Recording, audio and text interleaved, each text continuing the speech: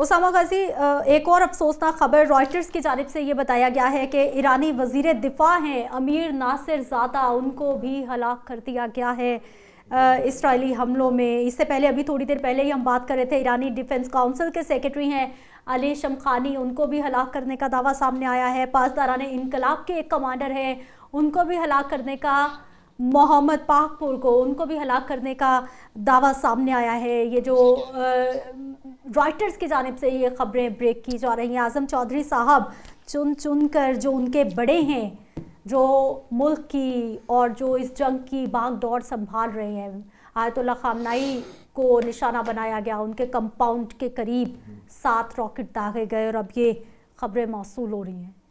पहले भी जब हमला किया गया था ईरान के ऊपर, उस वक्त भी आपको याद होगा कि ईरान की जितनी बड़ी इम्पोर्टेंट क़यादत थी, लीडरशिप थी, उनको निशाना बनाया गया था। और उसके अंदर साइंटिस्ट भी थे, उसके अंदर फौजी अफसर भी थे, पॉलिटिशियंस भी थे। अब फिर उन्होंने उसी तरह टारगेटेड ये सारा काम किया जा रहा है। और अफसोस की बात यह थी कि उस वक़्त ईरान के अंदर मोसाद का एक पूरा नेटवर्क वहाँ पे काम कर रहा था, जिन्होंने उस वक़्त हमलों के अंदर मुआवनत की और वो जो टारगेट किए गई शख्सियात, उनकी बाकायदा वहाँ पे पिन पॉइंट लोकेशन उनके साथ शेयर की थी। ऐसा ही है। अब फिर कुछ उनके ज़ाहिर है मोसाद का एक नेटवर्क वहाँ पे ऑलरेडी उन्होंने तोड़ा था ईरान ने, लेकिन अभी भी वहाँ पे कुछ काम कर रहे हैं। और मेरा ख्याल है कि इस वक्त थोड़ा मोहतात है ईरान, जिस तरह उनकी क़यादत पे हमले जो किए जा रहे हैं, उसमें ये अभी एक अफसोसनाक वाक़या जिसका आपने जिक्र किया 2 शख्सियात का, लेकिन इसके अलावा कोई ऐसी काबिल ज़िक्र शख्सियत नहीं थी जो उनके इस तरह टारगेट हुई हो। लेकिन बहरहाल ये एक जंग है और इस जंग के अंदर दोनों जानब से तैयारी भरपूर की गई थी और बड़ी देर से ईरान को बाकायदा धमकियाँ दी जा रही थी कि हम हमला करने आ रहे हैं। और उसके लिए भी आपको याद होगा कि वहाँ पे बैरी बेड़े तक पहुँचाए गए थे ताकि ईरान को जो है एक दफ़ा, असल में मकसद क्या था, आपने अभी उसामा साहब से सवाल पूछा कि ईरान का मकसद क्या है इस सब का। देखिए, ईरान का मकसद सिर्फ़ और सिर्फ इज़राइल की प्रॉक्सी लड़ना है, इज़राइल की सुपरमेसी कायम करना है वहाँ पे इस खित्ते के अंदर, क्योंकि इज़राइल को 2 ममालिक से थ्रेट थी, एक ईरान से और एक पाकिस्तान से। आप अब थोड़ा सा गौर करें गज़ा अमन पीस बोर्ड के ऊपर। अब पीस बोर्ड को आप देखती हैं तो ट्रंप ने बड़ी प्लानिंग के तहत मुस्लिम ममालिक को वहाँ पे दावत दी और उन्हें पीस बोर्ड का हिस्सा बनाया। बिल्कुल। और बिलखसूस पाकिस्तान, जिससे बहुत ज़्यादा ख़तरा महसूस करता था इसराइल, पाकिस्तान को बड़ी प्लानिंग के तहत आप देखें कि उसमें एंगेज करके इस वक्त अब पाकिस्तान से कोई थ्रेट महसूस नहीं कर रहा इसराइल। और ईरान को उन्होंने अकेला समझकर उसके ऊपर हमला किया है, क्योंकि जब गुज़िश्ता आप थोड़ा साबका हमले को थोड़ा गौर करें, जब अमेरिका ने हमला किया था तो सबसे पहले पाकिस्तान ने मजम्मत भी की थी, पाकिस्तान ने उस हमले की मजम्मत की और पाकिस्तान ने उसके बाद उसको सीज़ फायर के लिए अपना किरदार भी पेश किया था। लेकिन इस वक्त आप देख रही हैं कि ईरान बिल्कुल एक अकेला महसूस हो रहा है। तमाम मशरक़ वस्ता के ममालिक, क्योंकि वहाँ पे अमरीकी अड्डे मौजूद हैं और वो भी बाकायदा मनसूबा बंदी के तहत हर मुसलमान मुल्क के अंदर अमरीका का अड्डा कायम है। अब वहाँ से ईरान के ऊपर अगर हमले होंगे तो ईरान का भी ये हक है कि उन जहाँ से हमले किए जा रहे हैं उन अड्डों को निशाना बना सकता है। और अब तमाम ममालिक वो भी ईरान के ख़िलाफ़ खड़े हैं। पाकिस्तान खामोश है इस वक्त और उस वक्त सिर्फ और सिर्फ ईरान। जो इसहाक डार साहब हैं नायब वज़ीर आज़म, उनकी जानिब से मजम्मत आई है कि अमेरिका को इसराइल को इस तरह से बिला जवाब ईरान पर चढ़ाए, ईरान पर हमले नहीं करने चाहिए। आपकी तरफ वापस आते हैं, उस्मा गुल साहब ने हमें ज्वाइन किया है, साहिबा ने माहिर हैं आलमी अमूर की, आपको हम खुश आमदीद कहते हैं इस ट्रांसमिशन में। उस्मा साहिबा, हमें ये बताइएगा कि इस वक्त जो ईरान पर हमले हो रहे हैं और ईरान ने जिस तरह से आगे से रिएक्ट किया है, उन ममालिक पर अमेरिका के फौजी अड्डों पर हमले किए हैं, क्या ईरान इस वक्त बिल्कुल अकेला रह गया है? ईरान को सपोर्ट करने के लिए कौन मौजूद है इस वक्त और किसे मौजूद होना चाहिए? देखिए, सबसे पहले तो बहुत ही अफसोसनाक वाकया है ये बात होना, ये बजाते खुद ही कि एक मुल्क को इस तरीके से टारगेट करना और फिर उसकी वजह कोई ऐसी वाज़ेह चीज नहीं है कि जिसकी बुनियाद पे आप करें। जब मुज़ाकरात हो रहे हैं, जब ये बात हो रही है कि हमने न्यूक्लियर के ऊपर, वो कह रहे हैं 3.5% हम उसके एनरिचमेंट को रिड्यूस करके ले आएंगे, हर चीज के ऊपर वो जब ईरान अपना नाराजी हो रहा था, फिर बता रहा था क्या कोई क्या चीज को आसानी से कर सकते हैं, जाहिर है को हर चीज के दरमियान, मुज़ाकरात के दरमियान वाया मीडिया या मिडिल ग्राउंड ढूंढा जाता है, और उसी में मुज़ाकरात हो रहे थे। इस दौरान पिछली दफा भी ऐसे ही हुआ कि दौरान मुज़ाकरात अचानक वारदात की गई थी, और इस दफा भी बिल्कुल उसी तरीके से टाइम लटकाया गया, मौका देखा, जैसे ही आप लोग तैयार हुए आपने समझा कि अब हम तैयार हैं। इसका मतलब आप जब मुज़ाकरात में ही दाखिल हुए थे तो आप साफ नीयत से, नेक नीयत से और साफ हाथों से नहीं दाखिल हुए, आप बदनीयती से ये बात कर रहे थे और सिर्फ टाइम ले रहे थे, और इसी तरीके से उन्होंने ईरान को एंगेज रखा, और जब तक उनको जरूरत महसूस की उसके बाद इन्होंने ये बात जो वो आपके बात सवाल है कि जी ईरान तनहा रह गया। मैं आपको बताऊं, ये जो 47 साल का ईरान का पूरा एक चिल्ला है, इसको हम तो चिल्ला ही कहेंगे, चिल्ला काटा उसने, सही, ये हर जगह वो तनहा रहा, थ्रू आउट ही ईरान तनहा रहा। उसने मुख्तलिफ ममालिक के साथ, जिनके साथ रूस, चीन या मुख्तलिफ ममालिक के साथ अगर उन्होंने मामलात भी किए, फ्रांस के साथ या यूरोपीय ममालिक के साथ भी, तो वो बड़े सतही लेवल पर थे, और कब किसी ने भी कभी उनकी जो वलायत फ़क़ीह निज़ाम है उसको सपोर्ट नहीं किया, और हमेशा उनके खिलाफ हमेशा एक इत्तेहाद में हर कोई शामिल रहा। ईरान की मजबूरी थी या उनकी मजबूरी थी कि उससे उस वक्त तेल लेना या आपस में डील करना, मगर किसी ने भी इनको सपोर्ट नहीं किया। और अभी भी बिल्कुल यही हम देख रहे हैं कि तमाम मुल्क जो है वो इकट्ठे होके अपने, या तो कह देते हैं कि जी हम न्यूट्रल हैं, और वो तब भी गलत बात है कि एक मुल्क के ऊपर जिस तरह चढ़ाई की जा रही है आप न्यूट्रल हो जाएं। और फिर दूसरा तरीका ये है कि आप कहते हैं कि जी हमारे अड्डे इस्तेमाल मतलब हम कर रहे हैं, आपके अड्डे, मगर देखिए जिस मुल्क ने अपनी सॉवरेनिटी खुद ही अड्डों की सूरत में अमेरिका के हवाले किया, तो वो तो फिर अब इसी तरीके से काम होगा। सही, कि ईरान तनहा है, तनहा था, और आगे अगर खित्ते में ईरान ने कोई वाज़ेह कामयाबी हासिल कर ली, तो फिर आप देखेंगे कि वो तनहा रीजनल पावर भी बन के उभरेगा, क्योंकि जो अगर जिस किस्म की जंग लड़ने के लिए वो आमादा नजर आ रहा है, जिस तरीके से उन्होंने अब रिटेलिएट किया है, रिएक्ट किया है, तो तमाम मुल्कों को फिर समझ आ जाएगी कि जी अगर दरिया में रह के आप मगरमच्छ से बैर नहीं रख सकते, आपको इन सब के साथ ईरान की अब आपको राइट साइड पर रहना पड़ेगा। अभी भी आपने देखे कि तमाम ममालिक ने उनको अप्रोच करके ये कहा है कि हम जी मजबूर है, हमारे अड्डे इस्तेमाल होंगे, हम नहीं, हम बीच में आ रहे हैं। तो ईरान के साथ लोगों को समझ आ गई कि ईरान जो अपने निजाम के लिए, देखिए जब आप किसी चीज में बिलीव करते हैं या आपका ईमान होता है या जो भी आपकी सोच है, आइडियोलॉजी है, उसके लिए अगर आप जान पे लड़ने मरने पे तैयार हो जाए, तो इससे के मुकाबले में कोई ताकत नहीं खड़ी हो सकती। और मुझे यकीन है इंशाल्लाह कि जैसे भी है किसी भी मजलूम मुल्क के साथ इस तरह करके वारदात की जाए, उनको अपने हक के लिए लड़ना चाहिए, और वो बिल्कुल सही कर। ठीक हो गया। आजम साहब, आपने मुस्लिम ममालिक की, मुस्लिम उम्मा की बात की है कि हम लोग बटे ही रहे। सर, इस वक्त आपको क्या लगता है कि ईरान का साथ देने के लिए बरमला खुल के कौन कौन से ममालिक को साथ देना चाहिए? क्योंकि कल को अगर आज ईरान की बारी है, कल किसी की भी बारी हो सकती है, अमेरिका से कुछ भी। देखिए मैडम गुल ने एक बड़ी अच्छी बात की कि ईरान अकेला ही लड़ रहा था और बड़ी देर से लड़ रहा है, ये हकीकत है। बिल्कुल बिल्कुल। अब ईरान अकेला लड़ता रहा, लेकिन पाकिस्तान की एक थ्रेट थी इजराइल को, उन्होंने उसको डिफ्यूज किया। ठीक, पाकिस्तान इस वक्त जो एक थ्रेट वो महसूस करता था, अब उसे पाकिस्तान से कोई खतरा नहीं है, और ईरान से खतरा था। ईरान के ऊपर दोनों ममालिक ने मिलकर हमला किया है। और जहाँ तक मुस्लिम उम्मा का मामला है, मुस्लिम उम्मा तो गजा के ऊपर नहीं बोली, अब पूरे गजा के अंदर आप देखें, सिर्फ मजम्मत, 1 लाख से जायद वहाँ पे बच्चे, औरतें, बुजुर्ग शहीद हुए हैं, और आज भी वहाँ पे कत्लो गारत जारी है, उसके ऊपर नहीं बोले। अब ईरान की बारी आई है, तो ईरान के ऊपर ये सारी, जिसको हम मुस्लिम उम्मा कह रहे हैं, आप देखिएगा ये ईरान के सामने खड़ी होगी और उनके पास जवाब ये होगा कि हमारे ममालिक के ऊपर ईरान ने हमले कर दिए हैं। सर कैसे? आपने अमेरिका को जगह दे रखी है कि भाई यहाँ पर आओ, हमले करो। बिल्कुल। हाँ। और अमेरिका जब अड्डे दे रहा था, उस वक्त आप लोगों को समझ नहीं थी, और ईरान कह रहा था बार बार पिछले कई दिनों से कह रहा है कि अगर हमारे ऊपर हमला किया गया तो हम अमेरिकी जहां जहां बेसिस है हम उनको टारगेट करेंगे। खुल के कहा उन्होंने। हाँ, ये कोई ऐसी बात नहीं है कि जो हिडन थी, लेकिन इसके बावजूद वो वहां पे मौजूद भी रहे। और आज क्या हो रहा है कि जो सऊदी अरब, कतर, यूएई, आप देखें वो खुल के ईरान के सामने आके मुकाबला कर रहे हैं।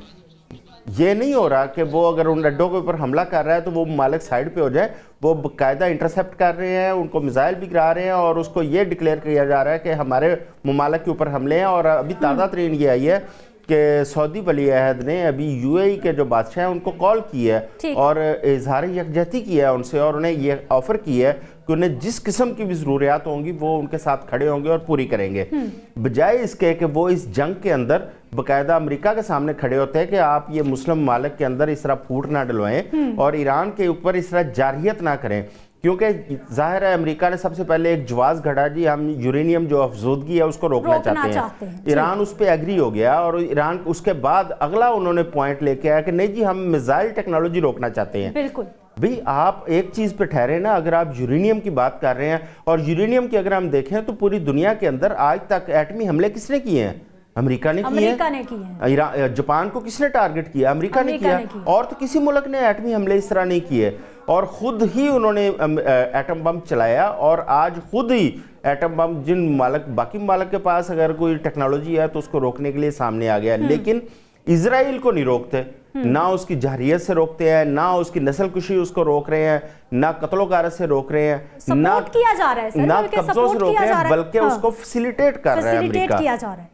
ठीक है, इस वक्त सारी प्रॉक्सी जो अमेरिका लड़ रहा है ये बुनियादी तौर पर इसराइल के लिए लड़ रहा है। अमन बोर्ड बनाया इसराइल के लिए बनाया, और तुम इस खित्ते के अंदर इसराइल की सुपरमेसी कायम करने के लिए अमेरिका जो है वो तगदो कर रहा है, बिलखसूस ट्रंप। पूरे अमेरिका को तो इसमें नहीं कह सकता, क्योंकि अमेरिका के अंदर से यहाँ आवाजें उठ रही हैं, इख्तलाफी आवाजें भी उठ रही हैं, लेकिन जो डोनाल्ड ट्रंप है उनका ये एजेंडा है कि, और जो पीस बोर्ड भी है उसका सरबराह डोनाल्ड ट्रंप है, अमेरिका का प्रेसिडेंट नहीं है कि कल को अगर प्रेसिडेंटशिप खत्म हो जाती है तो आने वाले प्रेसिडेंट उसका सरबराह, इस तरह नहीं है, वो डोनाल्ड ट्रंप खुद उसके सरबराह है। और वो तो अब वाज़े तौर पर नजर आ रहा है कि उन्होंने एक यूनाइटेड नेशन के सामने एक ऐसी तंजीम, एक ऐसा अदारा खड़ा किया है, और नेटो और जो यूएन की अमन फोर्सेज हैं उनके सामने एक उन्होंने अपनी गजा अमन फोर्स वहाँ पे कायम की है, तो उसके मकासद भी नज़र आ रहे हैं।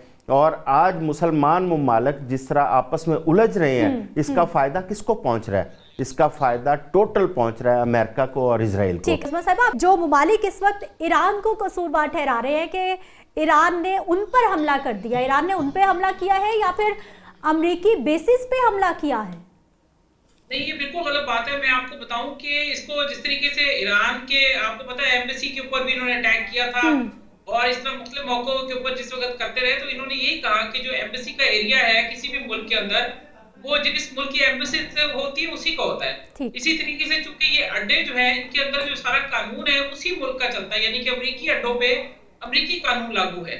वहाँ अगर सऊदी अरब में है, कतर में है, बहरीन में है, कहीं भी है, तो वहाँ उस मुल्क का कानून नहीं लागू होता। वहाँ उसी तरीके से वो शराबें भी पीते हैं, जो उनके निजाम, अपनी चीजों के, अपने मुल्क के कानून है वो वहाँ लागू होते हैं। इसलिए वो ये तस्वर किया जाता है कि ये इस वक्त जो ये टुकड़ा है बेस का, ये अमेरिकी सरजमीन का हिस्सा है। इसीलिए ईरान ने भी ये वाजे किया आपने बार बार कि जी हम अमेरिकी अहदाफ को, अमेरिकी मफादात को, अमेरिकी अड्डों को निशाना बनाएंगे, कि उन्होंने कभी किसी मुल्क के ऊपर हमला नहीं किया, और ये बात बिल्कुल गलत है। और अगर आप ये मुल्क इसका जवाब या बना रहे हैं, इसके पीछे छुपना चाह रहे हैं, तो ये बिल्कुल गलत है, ये गलत रवैया है। ये बात हकीकत यही है कि किसी मुल्क की में आज पाकिस्तान इस्लामाबाद में मुल्क की एम्बेसी है, वो उसी मुल्क का कानून उस एम्बेसी के अंदर चलेगा। इसी तरह जहां जिसका अड्डा है उसी का कानून चलेगा। इसलिए ये बिल्कुल जवाब बिल्कुल लंब जवाब है कि खाम का एक ईरान को मजीद तनहा करना और एक वो कहते हैं एक खाम खा की कहानी डालने की बराबर है। इसकी कोई वैल्यू नहीं है, इस बात को बिल्कुल इग्नोर करने की जरूरत। ठीक है, हमें ज्वाइन किया है जी कर्नल सैफ साहब, दिफाई तज्जियाकार हैं। सर आपको भी हम खुश आमदीद कहते हैं, लेकिन उससे पहले हम बात करेंगे जी नौशाद साहब हमारे साथ मौजूद हैं, जो कि सीनियर जर्नलिस्ट है, एंकर पर्सन है। सर हम आपको भी खुश आमदीद कहते हैं। नौशाद साहब, इस वक्त जो सिचुएशन है, वॉर सिचुएशन है, ईरान की जानिब से अगर आबनाए हुर्मुज़ को बंद किया जाता है, या फिर इस वक्त खित्ते में जो सूरत हाल पैदा हो गई है, दोपहर तक जो खाम तेल की कीमतें हैं वो इंटरनेशनल सतह पर 60s की लाइन में थी, अब 70s क्रॉस कर गई हैं। सईद मौशी तौर पर तमाम खित्ते के मुमालिक पर किस तरह से ये जंग असरअंदाज होने वाली है या हो रही है? बिस्मिल्लाहिर्रहमानिर्रहीम। देखिए जी, ये सिर्फ खित्ते पर असरअंदाज नहीं होगी। ये जो जिन ऑयल प्राइसेस की आप बात कर रहे हैं, ये पूरी दुनिया के लिए हैं और अल्टीमेटली ये उन तमाम मईशतों को हर्ट करेंगी जिनको आप डेवलप्ड कह सकती हैं, मतलब डेवलपिंग कह सकती हैं या अंडर डेवलप्ड कह सकती हैं। तो ये जो इन्फ्लेशन आएगी, क्योंकि जब ऑयल प्राइसेस बढ़ती हैं तो जितनी भी कमोडिटीज हैं, अजनास हैं या दीगर मामलात हैं, जो चीजें आपकी ट्रांसपोर्टेशन है, इस सब की कॉस्ट बढ़ जाती है। चूंकि इसकी कॉस्ट बढ़ जाती है, अल्टीमेटली ये पूरे मुल्क को पूरी दुनिया को जो है ना वो इफेक्ट करेंगे। अभी मैं कुछ देर पहले बात सुन रहा था जो जिस हमले की बात की जा रही है। देखिए, एक चीज बहरहाल तय करना जरूरी है, वो ये है कि जिस मुल्क की जंग है उस मुल्क को खुद लड़ना पड़ती है। जब तक वो मुल्क खुद इस काबिल नहीं होगा कि वो अपने ऊपर होने वाली जारहियत को रोक सके, तब तक कोई और दूसरा मुल्क उसका साथ एज सच नहीं देता। ये बात दुरुस्त है कि जो हमारे मुस्लिम ममालिक हैं वो उनमें जो कोई उस तरह की यूनिटी नहीं है। ये भी दुरुस्त बात है कि जो हमारी OIC से लेकर दीगर तंजीमें, अरब लीग OIC हो जाए, ममालिक की मुख्तलिफ तंजीमें हैं, वो इस काबिल नहीं है कि वो कोई डेटरेंस क्रिएट कर सके जो एंटी मुस्लिम लॉबीज हैं उनके अगेंस्ट, क्योंकि इनके पास ना तो कोई कंबाइंड फोर्स है एज सच। वो एक फोर्स बनी जरूर थी सऊदी अरब की सरबराही में 37 ममालिक की, लेकिन आई डोंट नो कि वो उसका क्या मकसद है और वो किस मकसद के लिए इस्तेमाल होती है और कब इस्तेमाल होती है। एक नेटो तर्ज के ऊपर तुर्किया ने अभी रिसेंटली सजेस्ट किया है, जब पाकिस्तान और सऊदी अरब का दिफाई मुआहदा हुआ कि जी एक तुर्किया, सऊदी अरब और पाकिस्तान पर मुश्तमिल एक नेटो तर्ज का इत्तेहाद तश्कील दिया जाए जिसकी अपनी जॉइंट फोर्सेस हों, और फिर उसके बाद उसके अंदर मुस्लिम ममालिक को शामिल किया जाए, मुस्लिम ममालिक को, तो एक नेटो की तर्ज पर मुस्लिम नेटो डेवलप की जाए। लेकिन उसके ऊपर भी अभी कोई खास पेशरफ्त हमारे सामने नहीं आई। तो आज जिस वक्त हम जब ये बात कर रहे हैं तो इस वक्त ईरान को अपना मुकदमा जो है वो हर सूरत में खुद ही लड़ना है। मैं समझता हूं कि जो रिस्पांस फौरी तौर पर ईरान ने दिया है, अगरचे ये रिस्पांस फौरी था, जो कि एक एक्यूरेट उसके अंदर जाता है कि जी उन्होंने ठीक किया, लेकिन कुछ थोड़ी सी उनको एहतियात बरतनी चाहिए थी। उनको उन ममालिक की तरफ अपने मिसाइलों का रुख नहीं करना चाहिए जिनकी डायरेक्टली इन्वॉल्वमेंट नहीं है इस जंग के अंदर, क्योंकि इससे दोस्त ममालिक को भी खो देंगे। पाकिस्तान को भी इस सारे मामले के अंदर अगर सऊदी अरब पर हमला हो जाता है तो अल्टीमेटली इसका जो इम्पैक्ट है वो पाकिस्तान चूंकि दिफाई मुआहदे में है और चाहे वो उसके अगेंस्ट कोई एक्शन ले या ना ले, लेकिन पाकिस्तान को भी एम्बैरेस्ड सिचुएशन में डाल देगा ईरान। सो ईरान को अपनी मूव्स जो है बहुत कैलकुलेट करके करनी चाहिए। मेरी जाती राय ये थी कि अगर वो बराह रास्त जो है वो इसराइल पर हमले करता जिस तरह उसने पहले किया था और वहां कोई डेटरेंस क्रिएट करने में कामयाब होता तो वो ज्यादा उसके लिए सूटमंद होता एज कम्पेयर टू कि वो अगर इधर हर तरफ जो है वो महाज खोल के बैठ जाएगा और इतने महाज पर लड़ना। क्योंकि आप देखिए कि अगर वो कतर के साथ, कतर एक बड़ी जिसे कह लीजिए पावर है, उसके पास अस्करी ताकत भी बहुत बड़ी है, ये छोटी ताकत नहीं है। कतर के अपने पास जो उसकी अपनी जाती फोर्स है, तो उस लिहाज से अगर वो इस तरह कुवैत के ऊपर, कतर के ऊपर, अबू धाबी अरब यानी UAE के ऊपर अगर वो इस तरह अटैक्स करेगा, सऊदी अरब करेगा, तो वो बहुत सारे महाज खोल बैठेगा। अगर वो ये समझता है कि उसके पास अब कोई चॉइस नहीं रही और वो खुद चूंकि खत्म होने जा रहा है तो बाकी फिर दुनिया उसके लिए खत्म हो गई, इस सोच के साथ अगर वो आगे बढ़ेगा तो वो बहुत सारा नुकसान कर लेगा। मैं जाती तौर पे समझता हूं कि ईरान को बड़े कैलकुलेटेड मूव्स करने चाहिए जिससे डेटरेंस क्रिएट हो, जैसा पहले डेटरेंस क्रिएट हुआ था और वो मुज़ाकरात की बेस पर आने की बात की गई थी। इस सूरत हाल के अंदर शायद कोई बंदा जो है वो इनको मुज़ाकरात की टेबल पर आने का वक्त भी नहीं बचेगा और ना ही वो मुज़ाकरात की टेबल पर आने के लिए कोई बात बचेगी। सो मेरी राय ये है कि ईरान को बड़ा कैलकुलेटेड मूव्स की तरफ जाना चाहिए।